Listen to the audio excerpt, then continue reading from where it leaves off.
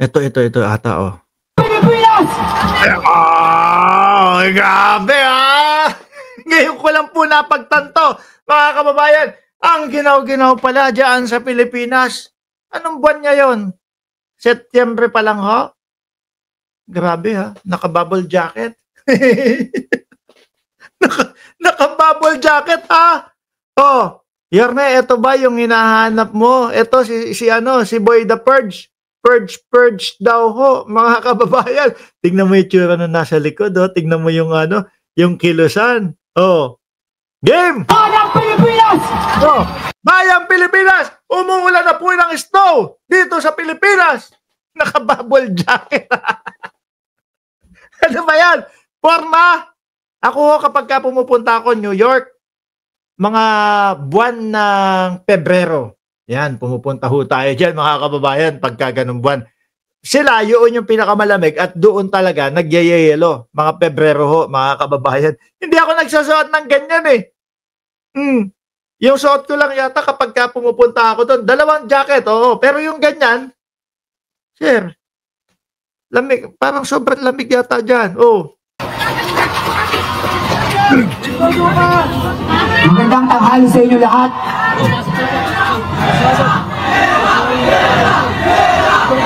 Ano daw, gera? Ano yung sinisigaw ng mga tao? Narinig ko yan. Ano, tama ba yung naririnig? Naririnig ko yan. Ayun, naririnig ko yan. Gera daw? Narinig nila yan. Pero, we need to step one step backward to move 5 steps forward. Gera daw, naririnig ko yan. Ano yung ba? Pagsampan niya pa lang sa entablado, ano na ang alam ng taong gagawin? Ano na ang iniisip ng mga kasama nilang gagawin? Gera. Narinig ko yan.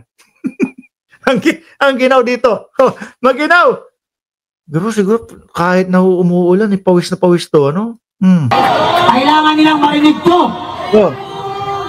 Alam nyo, may isang rapper din. Kasi lumalabas sa social media ko lumalabas doon sa sa mga Facebook. May isang rapper na kumontra sa kanya. No? Yung si Rapido. Ayan. Yung si Rapido, kinontra siya. Ang sinasabi, Brad, kaisa nyo ako. Kasama nyo ako. Gusto ko din na masugpo ang korupsyon sa Pilipinas. Pero hindi sa pamamaraan nung may mga the purge pa. Yung ganyan nga ang mangyayari. Na merong mga magsusunugan, merong mga papatayin. Kasi po, ang ibig sabihin ng purge, mga kababayan, pag napanood nyo po yung pelikula na yun, talagang walang otoridad walang batas. Pwede mong patayin kung sino yung gusto mong patayin. Ganun po yung purge. Yun yung pinaumpisa niya. Kaya po yung mga kasamahan nila, yung mga iba't ibang mga rapper, may mga baseball bat pa. Handa na ba kayo? Ang pag-aanohan lang ho nila, baseball bat, meron pa. Street light. Yan lang yung yun lang. Yung paggagamitan ng baseball bat nila. Mga Pilipino. Merong sasabihin, pakinggan natin ang pagiging maka-Pilipino ni Bossing. Paumanhin kung hindi ko siya nakabisa. Pero ito ay nanggaling sa puso at sa buong Pilipino. Mahal ko ang Pilipinas.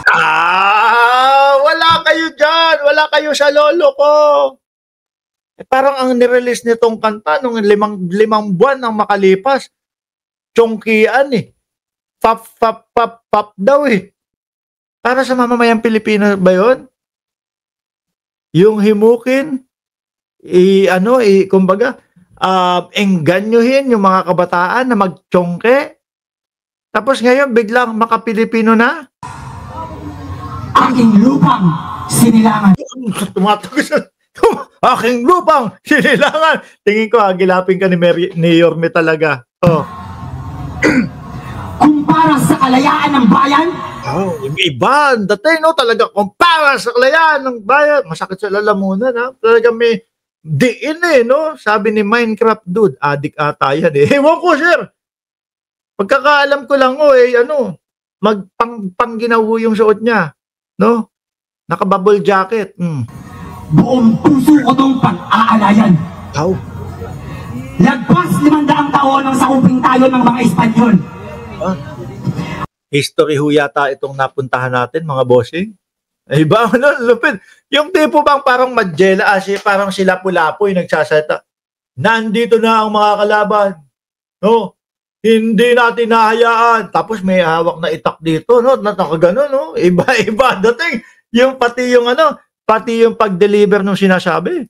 At 80 taon naman ang nakalipas mula na makawala tayo sa kamay ng mga Hapon. Ngunit, hanggang ngayon, patuloy pa din tayo nakakulong.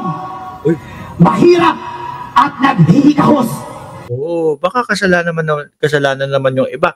Ako, Pilipino din ako. Yung mga nandito, Pilipino naman din. Ano po? Bakit hindi naman sila nagreklamo? Siguro marunong kumilos. Baka yung iba naman kasi, iasa natin sa gobyerno itong ano natin. Iasa natin sa gobyerno itong pamumuhay natin. Hindi ganun, mga bossing. Sagot nyo, pamilya nyo, sagot nyo, sarili nyo. Pag inayasa nyo sa gobyerno lahat yan, naku, kawawa kayo. Di ba? Kayo ang aasikaso, kayo ang magtatrabaho para sa sarili ninyo. Kayo ang iisip ng diskarte para sa sarili ninyo. Hindi dahil sa kamay ng banyaga. Ayaw na namin. Ako, wala na. Tinatalo ho yung pagiging makabayan natin. Ngayon mga kababayan, iniwan ko na ha. Iniwan ko na. Akala ko mag-rap Nakagenggeng. Susuot ko sana yung yung panggenggeng kong ganyan kakapalo. Ano? Ano ba taas ng amats mo, pre? Sabi. Ngayon mga kababayan. Eto, meron silang sinisigawan doon sa EDSA. Umiiyak, nagagalit yung sinisigawan nila sa EDSA. Mga wannabe gangsta yan. Sabi ni $3 bill, yo. $3 bill, yo. $1 bill, yo. Di ba? Game. Eto, sinisigawan ho si Ipe, mga kababayan. Doon sa EDSA. Pakinggan nyo.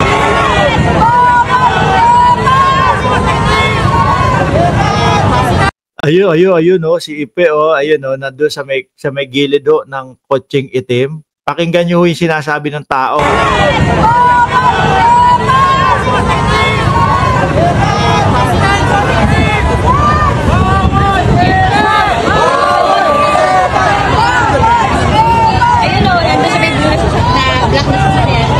Yan, nasa black daw na sasakyan, naispatan na si Ipe. Sisigawan niya si Ipe niya, no?